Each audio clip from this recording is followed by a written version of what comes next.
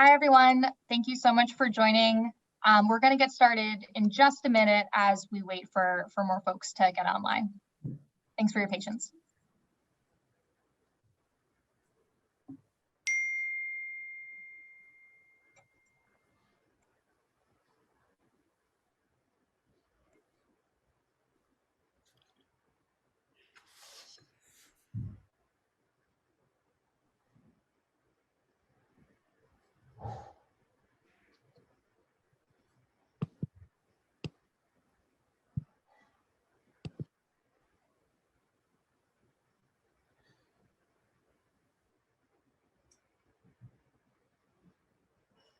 All right, so I think we're about ready to go ahead and get started. Welcome, everyone, and thank you so much for joining us today for this webinar entitled Getting PrEP, What Your Insurance Should Cover, presented by the Human Rights Campaign and the Center for Health Law and Policy Innovation at Harvard Law School. My name is Julia Harvey. I use she, her pronouns, and I'm a clinical fellow at the Center for Health Law and Policy Innovation. I am delighted today to have our esteemed panelists with us to share with the group what they know about PrEP coverage, including recent changes in PrEP coverage, how those who are interested can access PrEP, and how we can address racial and ethnic disparities in PrEP use and in the HIV epidemic more broadly. A few notes about how we're going to run the webinar today.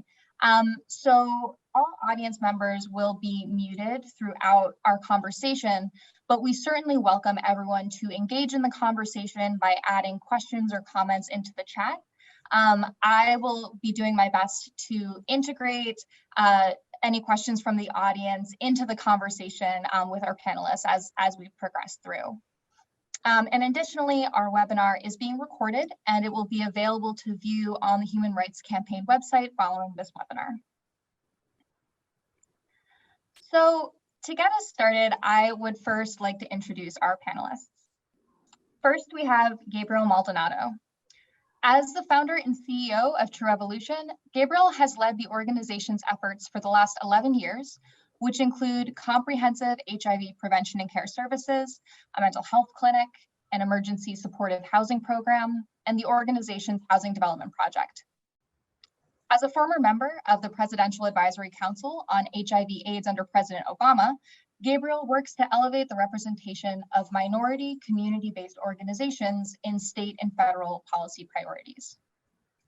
In addition to his work at True Evolution, Gabriel continues his advocacy, serving on regional boards such as Borrego Community Health Foundation, Planned Parenthood of the Pacific Southwest, and AIDS Healthcare Foundation. Gabriel believes that the needs and priorities of marginalized populations should be heard in every room and at every table impacting those communities, and he serves as an advisory board member for ViiV Healthcare and Merck. Raised in the city of Compton, Gabriel watched not only his health, but the health of his family and neighborhood be affected by the corrosive effects of refineries, smog, logistics, and chemical facilities. Gabriel is firmly rooted in advancing the quality of life and human dignity of people of color and the LGBTQ experience. Next, I'd like to introduce J. Maurice McCants-Pearsall. J. Maurice is the director of the HIV and Health Equity, at the Human Rights Campaign Foundation. He previously served as project manager at the Philadelphia Department of Public Health AIDS Activities Coordinating Office, where he managed programming for Black and Latinx, gay, bisexual, and transgender people of color. J. Maurice began his public health career while at the Thurgood Marshall College Fund, where he developed the CDC Ambassador Program, a program designed to introduce students at historically Black colleges and universities to careers in public health. He's a former board member of the Public Health Young Leaders Association and the New York Urban League of Young Professionals. He's an active member of the American Public Health Association, 100 Black Men of Greater Washington, D.C., and Kappa Alpha Psi Fraternity Incorporated. J. Maurice earned a Bachelor of Science in Human Services from Audrey College, an MBA from Metropolitan College, University of London, and a post-baccalaureate from Howard University School of Law. Next, I would like to introduce Amy Kilalay. Amy is the owner of Kilalay Consulting, providing public health policy and financing expertise to governmental public health agencies, nonprofits, payers, and providers. Her areas of focus include public and private insurance coverage, public health and healthcare financing strategies, and medication access and pricing. Most recently, Amy worked for 9 years at the National Alliance of State and Territorial AIDS Directors, leading the organization's policy, healthcare access, and PrEP financing activities. Amy has a BA from Smith College and a JD from Georgetown University Law Center. And finally, Andrea Lavario is a senior public policy advocate with the Human Rights Campaign. She's worked in health policy and advocacy at the federal level for over 30 years. At HRC, she oversees a diverse legislative portfolio with an emphasis on healthcare, including HIV, and appropriations. And in that capacity, she works closely with advocates and lawmakers to advance pro-equality legislation and to ensure that health programs meet the needs of LGBTQ people and others in marginalized communities. Prior to joining HRC, she served as a senior legislative analyst in the Office of the Assistant Secretary for Legislation at Health and Human Services and for the Director of the National Institutes of Health, where she advocated for the administration's initiatives on medical privacy, healthcare reform, and insurance market reforms. Andrea began her federal legislative career as a legislative assistant to her hometown member of Congress and later served as minority counsel to the House of Representatives Select Committee on Aging. For 11 years, she was also the executive director of a nonprofit assisting individuals with celiac disease, an autoimmune condition, and has served on the board for the Celiac Disease Foundation. Andrea holds a Bachelor of Science from Arizona State University and a law degree from Washburn University College of Law. A big thank you to all of our panelists for being here today. I'm excited for our discussion. So, central to our discussion today are new changes in federal regulations that ensure improved access to PrEP, including the coverage of ancillary services or other services that support PrEP care. So to start us off, I'm actually going to turn it over to Jacob Harkar to provide an overview of what these regulations are and what services they require insurers to cover. Jacob is a third-year law student at Harvard Law School, and he is a clinical student in the Health Law and Policy Clinic. So Jacob, I'll go ahead and turn it over to you. Thank you, Julia. Hello, everyone. As Julia said, I'm a third-year law student, and I'm originally from Illinois. I'm here to provide some information about recent updates regarding PrEP coverage. I'm excited to learn from everybody here about how to overcome the many barriers to ensure universal access to PrEP.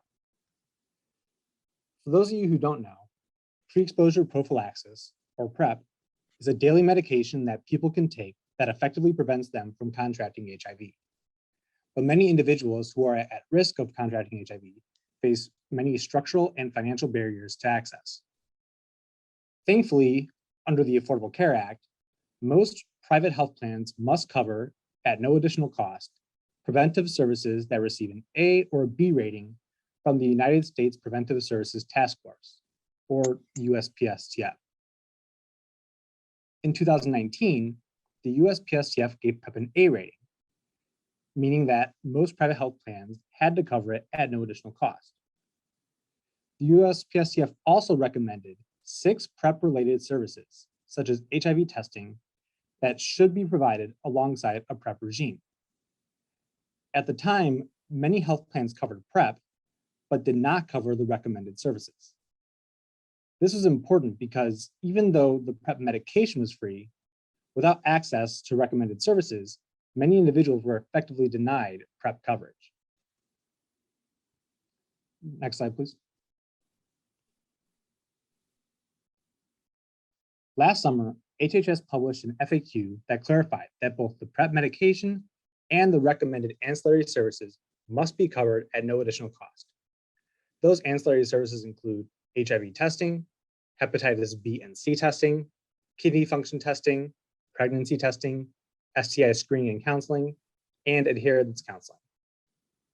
The FAQ also clarified that insurers may choose to cover one PrEP medication and not the other, provided they have a reasonable exceptions process for medical appropriateness. So in conclusion, there are three main takeaways. First, most private insurance plans must cover PrEP at no additional cost. Second, those plans must also cover the recommended ancillary services at no additional cost. And third, insurers can choose to cover only one PrEP medication as long as they have a reasonable exceptions process for when the covered version is medically inappropriate. Right now, it's unclear exactly what will count as a reasonable exceptions process. And there are many other wrinkles that will need to be ironed out to help ensure that PrEP is easily accessible to those who need it. I know that it was difficult for me to figure out whether my own insurance plan covered PrEP. So there are still many barriers that are not addressed by this update. Thank you for your time, and I'm going to hand it back to Julia. Awesome. Thank you, Jacob. That was a really helpful overview. And so I guess with that context in mind, I would like to turn the conversation to our panelists to talk a little more about why this new guidance matters and what this actually means for people who are trying to access PrEP. So to start us off, I'd like to turn to Gabe first. And Gabe, it would be great to hear, just sort of to start us off, why does PrEP as a prevention tool matter? And what kinds of barriers are most common in accessing PrEP? And I guess related to that, why is coverage of ancillary services so important? Well, thank you for having me, and good evening to everyone.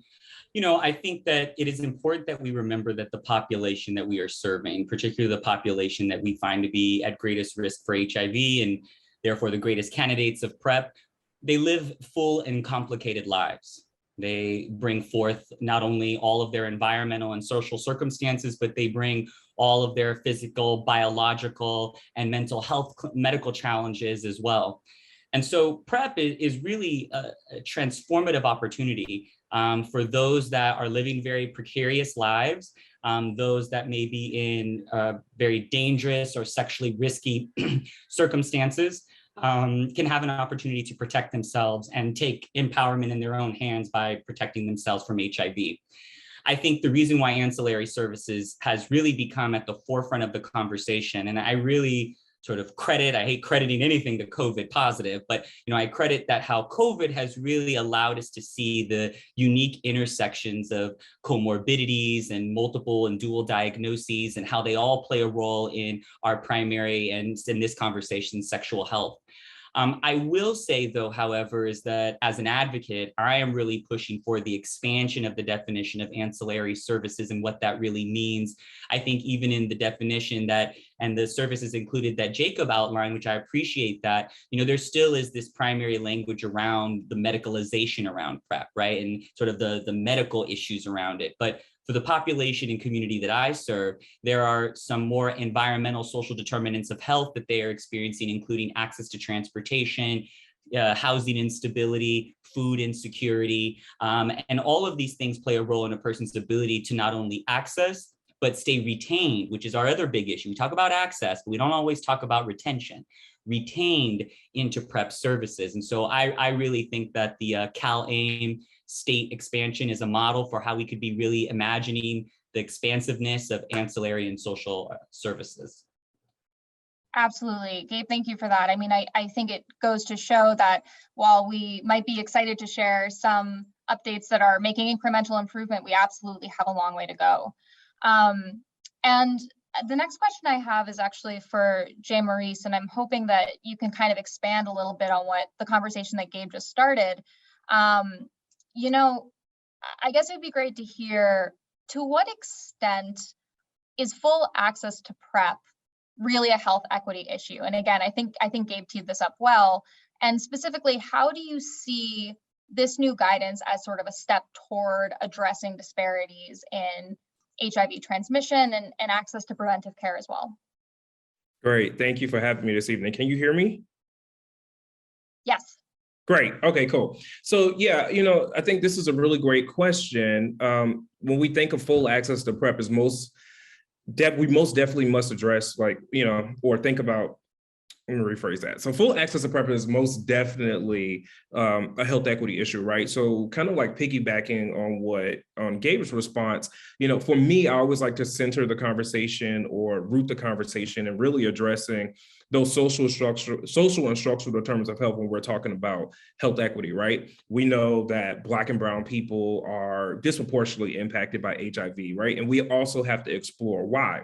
And that may mean us really like taking a deeper dive in looking into like those social and the structural determinants of health. And when we say that, we're talking about the lack of access to education and employment opportunities. We're talking about the lack of access to safe and fair housing. We're also talking about the lack of access to culturally reflective and competent care, as well as the lack of access to medical coverage. So when we think about or put into context health equity, particularly as it relates to like PrEP and this guidance, we know that when people have access to life-saving meds, such as PrEP, right, they're able to really improve their own personal qualities of life, but also improve the overall quality of lives of folks in the community. Absolutely. And Maurice, I might stick with you for a second, because I know that, everything you just described is really central to the work that you're leading as part of the HIV and health equity program. And I was wondering if you could talk a little bit about that work and the ways that HRC is trying to address disparities in access to PrEP, if you didn't mind sharing.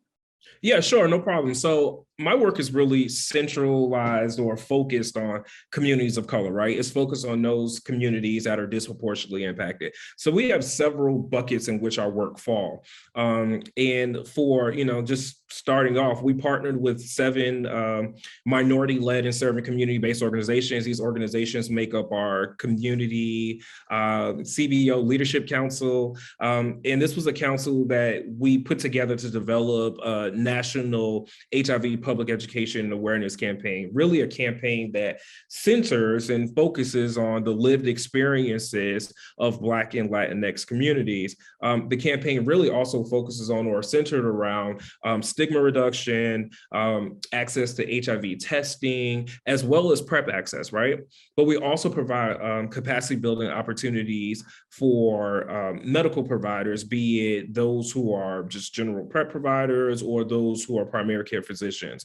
We also work with other community or based organizations or other national organizations like PAC, the Prevention Access Campaign, to develop fact sheets and campaigns around the importance of U equals U, the importance of stigma reduction, the importance of PrEP, particularly in communities that are disproportionately impacted.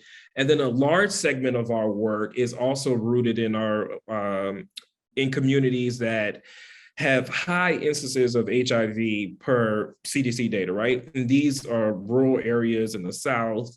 A lot of them are in areas that have historically Black colleges and universities. For us, it was important to develop partnerships with those institutions to make sure that students, faculty and staff as well, but students had access to HIV prevention and treatment services. And again, this is based off CDC data where we look at that new rates of infection or diagnosis are among folks between the ages of 13 and 24, right? So that falls directly within our HBCU space.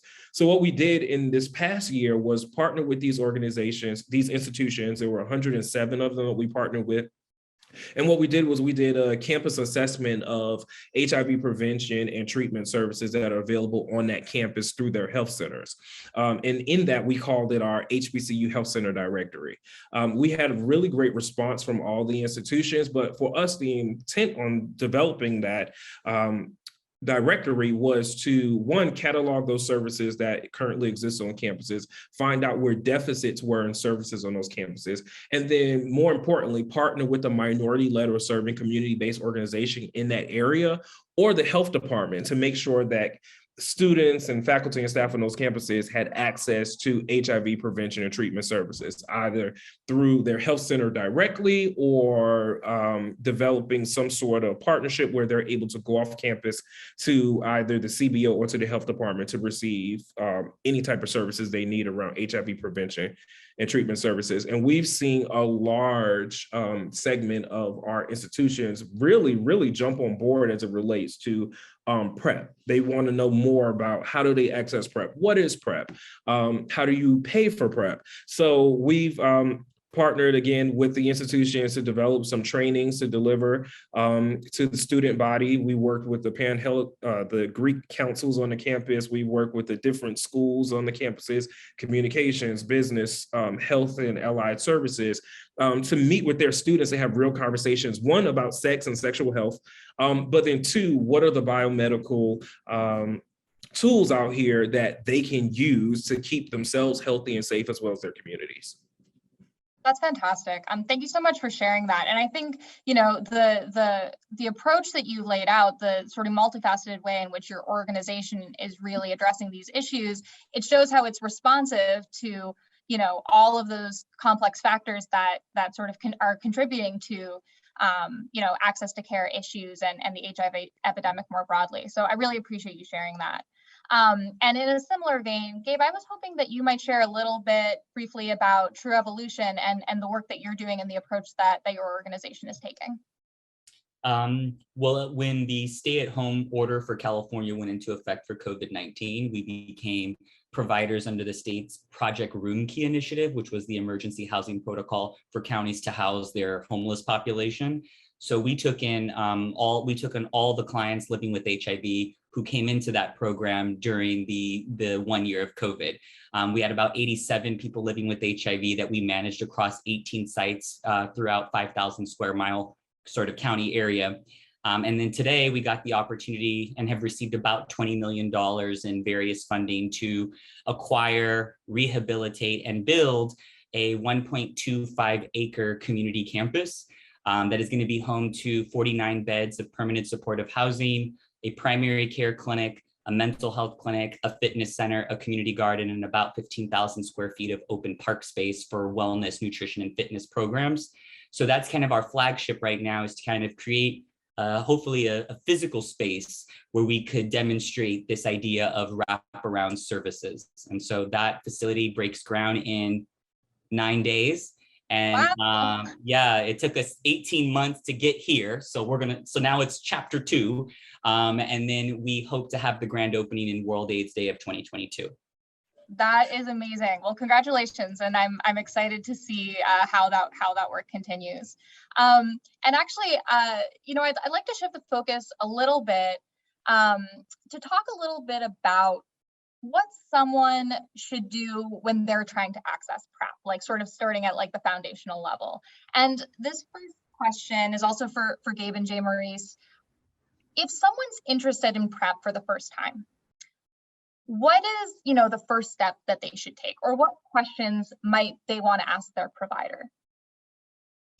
I mean, first and foremost for me, I always say, find someone who has shared your experience.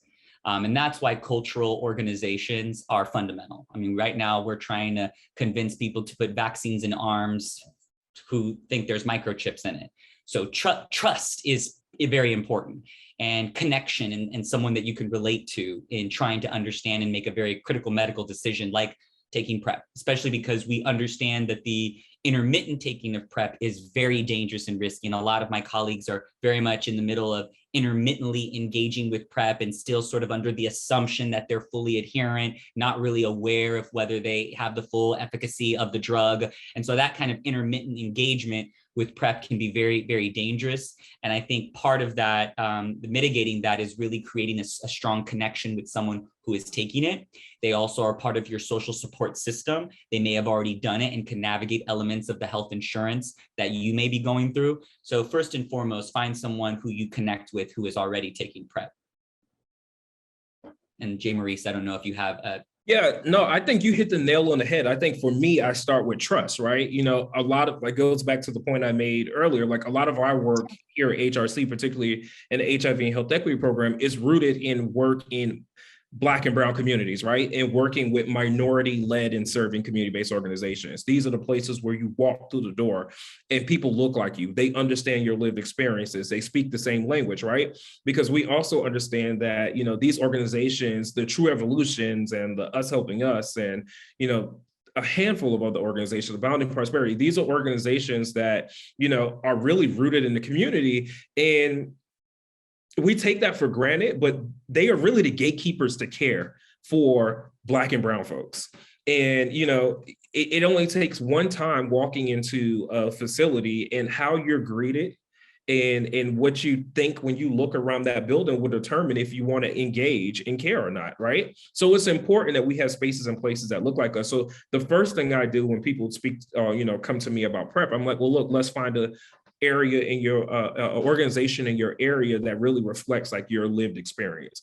And that's a place that I feel safe sending them to, right?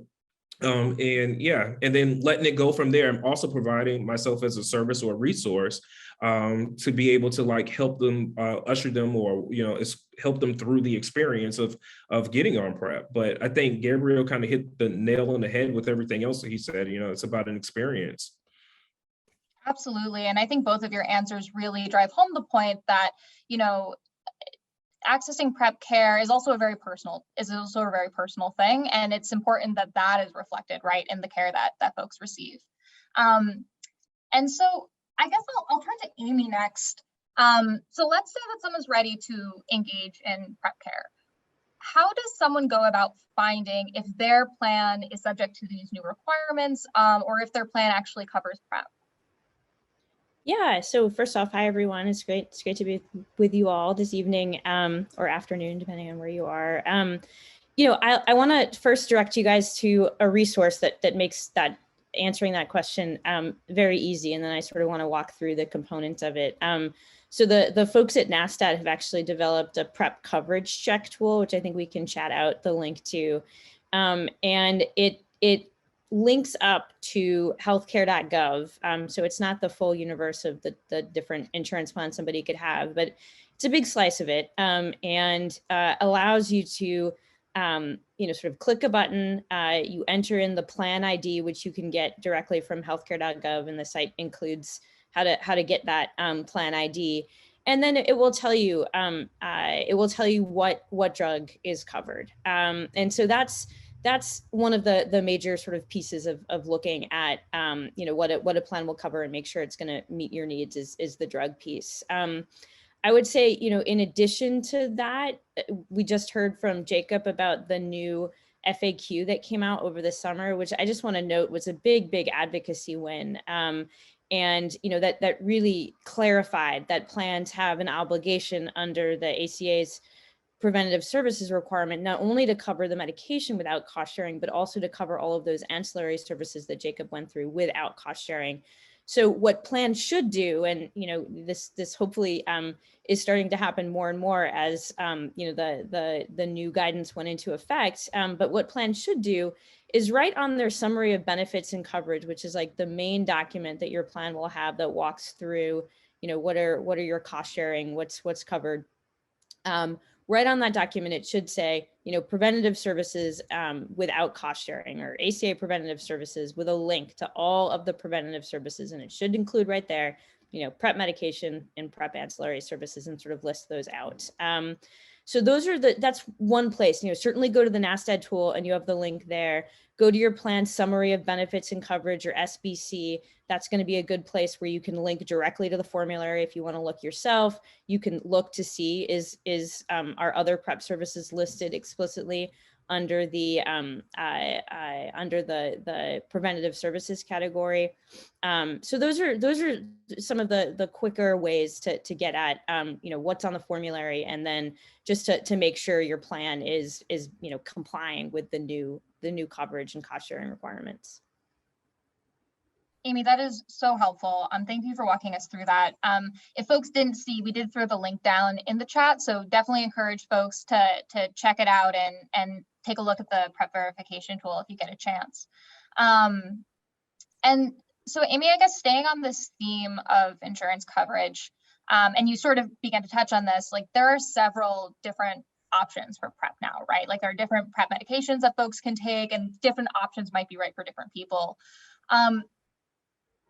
Do health plans under these FAQs have to cover all of these options? Yeah, it's a good question. And you know, the answer is a little bit in the gray area. the FAQ is fairly explicit that, folks, sort of to break it down, folks need to have access to the medication that is clinically appropriate for them. And so, plans can and do and are allowed to use what are called reasonable medical management techniques, which is just, ways to sort of, in some cases, limit access or have requirements based on, a set of clinical criteria. And what the FAQ says is that any criteria has to be reasonable and based on a sort of evidence-based set of factors. And so, what that has come to mean, and I think this is right. I haven't seen any challenge to this post the FAQ coming out. But I would say what that means is, so let's like walk through an example, right? Because we now have Descovy that's approved for PrEP, we have Truvada, and then we have the generic form of Truvada, generic TDF-FTC. And so how this usually comes up, right, is that a plan will say, we're subject to the ACA's preventative services requirement. So we have to cover PrEP without cost sharing. We're going to cover generic TDF-FTC as sort of the first line regimen. And most people are gonna have to get that. And if you need Descovy, it's not excluded, but the person's doctor would have to, sort of verify that the person needs Descovy based on a clinical indication. And usually that's an indication of bone or kidney challenges. So that's how it usually plays out. And, my interpretation is that's reasonable. That would fall under the reasonable medical management technique. Like that'd be okay under the FAQ. What a plan couldn't do, and what I think you'd have grounds to challenge if a plan did this, is say, we're only covering generic TDF-FTC. We will never cover Descovy under any circumstances. That would be, beyond the bounds, right? Because there are very clinically valid and necessary reasons why someone would want to be on a TAF or have to be on a TAF-based regimen rather than a TDF-based regimen. So that's how it plays out. And, just to like forecast too, right? Like the PrEP space is really, really dynamic. We're going to have long-acting cabotegravir, in the next, a little over a month possibly. And that changes the game yet again. So I know that's like a whole different webinar, but I hopefully that example sort of helps as to what plans are doing, what could they do, and how to kind of try to evaluate when a plan goes too far in its medical management. That was so helpful, Amy. Thank you for walking us through that. And we got one clarification question in the chat, where Rob was asking, so I think would that alternative medication then be at no cost sharing too? And I think that means, would that, clinically appropriate alternative medication be covered with no cost sharing? That's a great question. And the answer is yes.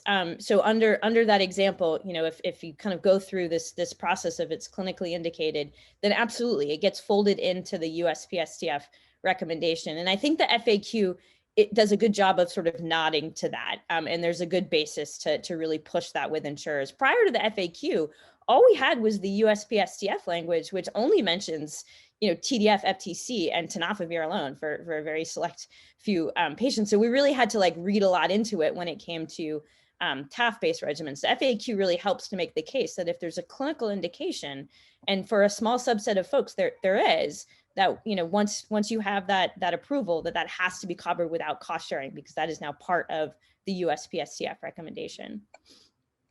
Awesome. Thank you, Amy. And I guess maybe just staying with you for one more question. I'm wondering if you can speak to what this new guidance might mean for some folks who may have already been denied coverage for ancillary services. So what I mean by that is, let's say that someone was required by their plan to pay for labs or other ancillary services as part of their PrEP care last spring before the FAQ came out. Does this new guidance mean that they could file an appeal and possibly have that cost sharing refunded? So it's a really great question, and this has actually started to come up, and it gets tricky. The short answer is no. The guidance, if you look at the guidance, right, it came out in July, and it specifically says that enforcement action with regard to the guidance will not happen until will not happen prior to November 17th of 2021. So it essentially gave plans sort of a grace period to get their act together under the sort of assumption that it was not clear, right? And I think this is actually true. Like we all thought that it was very clear because PrEP is an intervention that includes not only the medication, but the ancillary services. So like we all thought it was clear, but plans did not think that it was clear. And so what the federal government said is, okay, we're going to give plans a grace period to bring their products up to compliance, to make sure that they're covering not just the medication, but the ancillary services too. And so what CSIO then said, because some people said, well, wait a minute, like I have been prescribed PrEP, from January 1st to, August of 2021, and I've had to pay copays on all of these labs and ancillary services. I want my money back.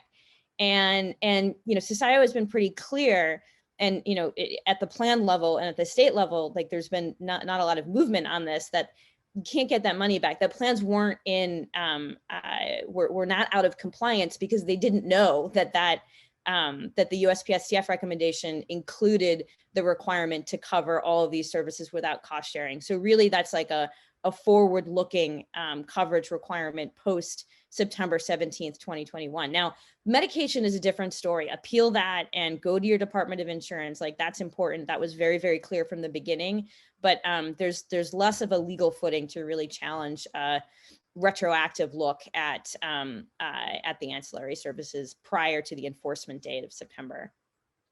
Got it. That was really helpful. Thanks so much, Amy.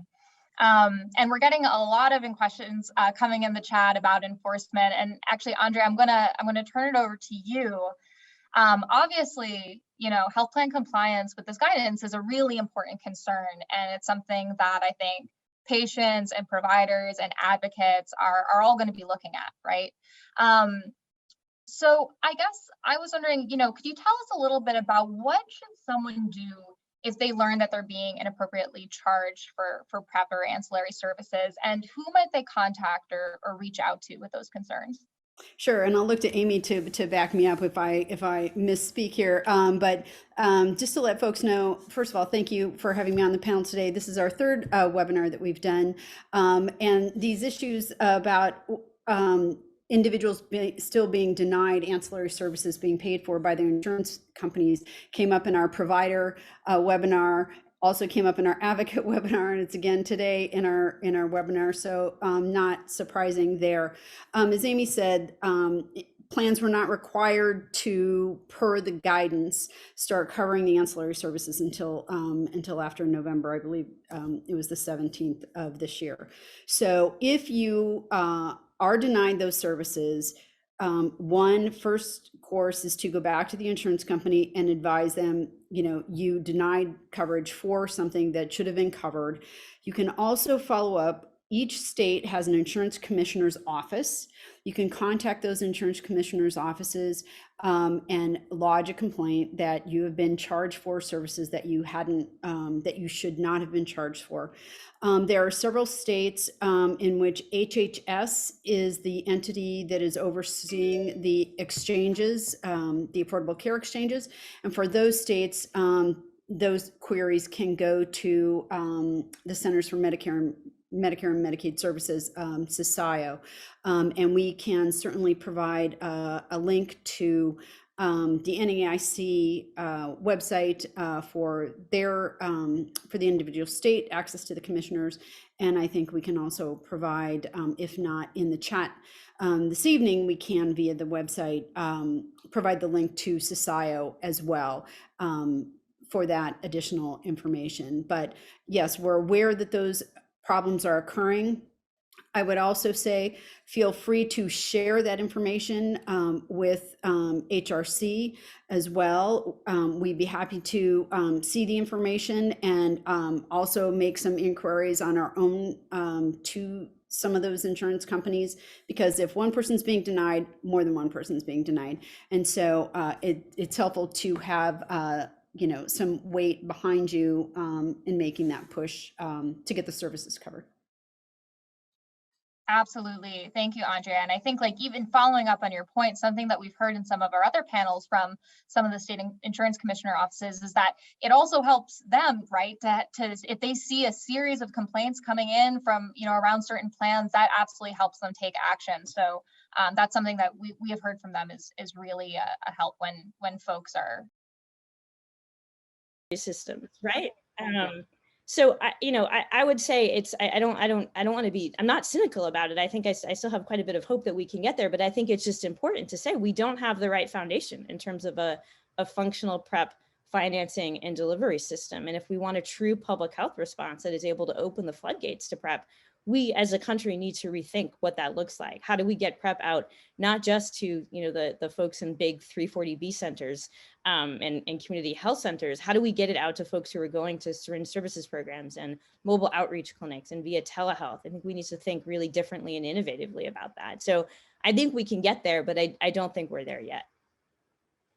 Absolutely. Beautifully said, everyone. And actually, Amy, the point that you just made, I think really leads well into our last piece of our discussion today. I'm going to turn it over to Andrea to share a little bit about what the opportunities are right now in terms of federal legislative opportunities to really address exactly what you were saying about how do we have a more comprehensive national approach to PrEP coverage in this country.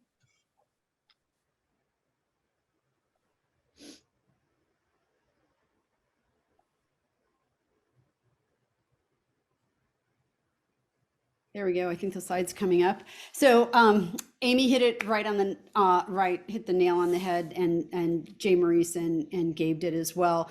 The clear takeaway message today is that we've got to expand access to PrEP, particularly in communities that have been hard to reach, and we must do so through an intersectional lens.